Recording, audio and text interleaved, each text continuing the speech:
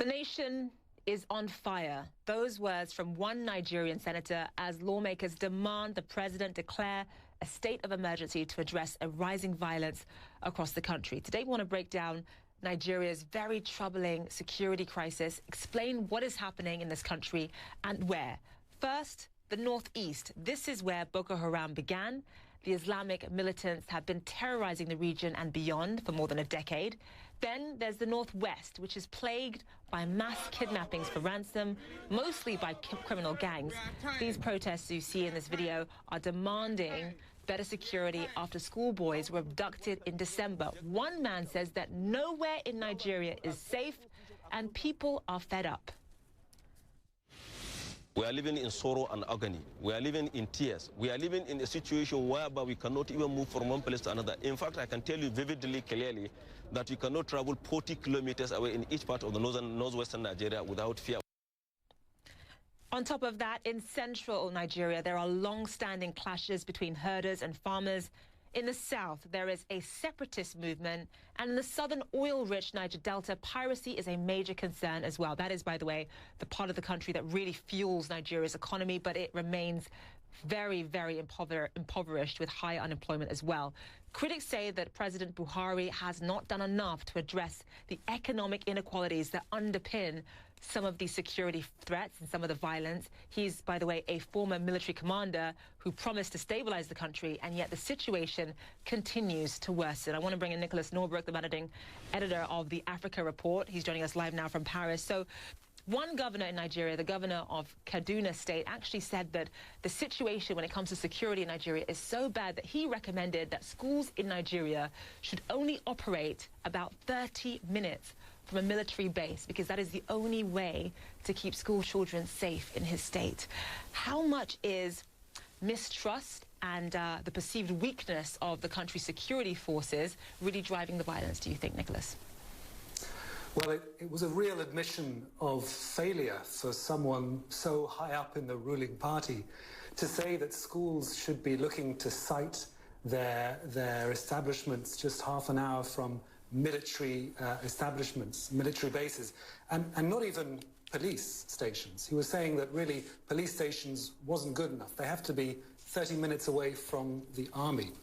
And I think it really shows that the level of threat has got to a place where the average police force simply isn't good enough. There's huge anger, as your report captured, about the state of insecurity in Nigeria. It's not new, but it has been getting steadily worse over the last decade. Last year, we saw big public protests about police brutality in Nigeria, the End SARS protests, because there's a feeling that the police force in Nigeria just isn't doing its job. And worse than that, they are often no better than criminals themselves, if you listen to certain activists. And I want to talk about what's happening in Chad, because Boko Haram, as you and I both know, yes, it operates largely in Nigeria, but it's also spread across to western Chad.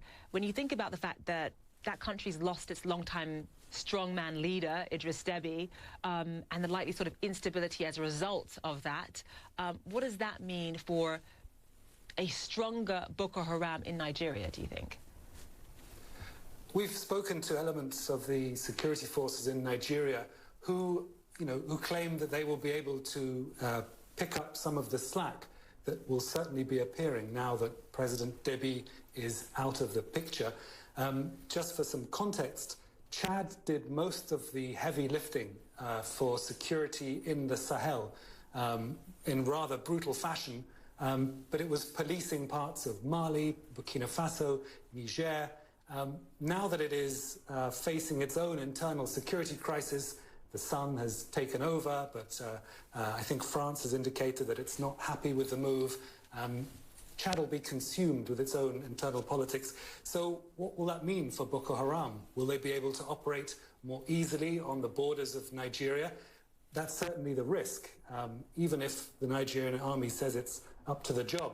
We saw just a few days ago, last week, Boko Haram waving the black flag in Niger State. That's just 2 hours' drive from the capital of Abuja.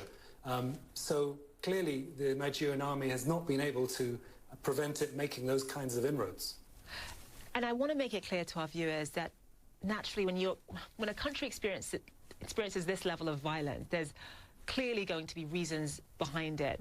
One of the key issues that underpins Nigeria's violence or rising violence or poor security situation is, of course, the economy. There are people who are hungry. There's a lot of people who are suffering because of unemployment, poverty, etc. That is driving banditry and gangs in the northern part of the country. You've also got climate change, including drought, fights over land and water, that's driving some of the violence when it comes to the herdsmen and farmers as well.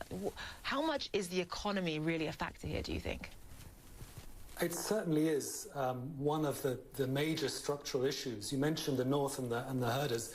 The Sahel is drying, and where people used to graze their cattle is now turning to dust in the north, and so they're being pushed further south, and that's colliding with farmers who have been settled there for many, many years, and who suddenly have incursions of herdsmen who come and allow the cattle to graze on the crops, and that's been an incredible driver of violence. But clearly there is an environmental cause.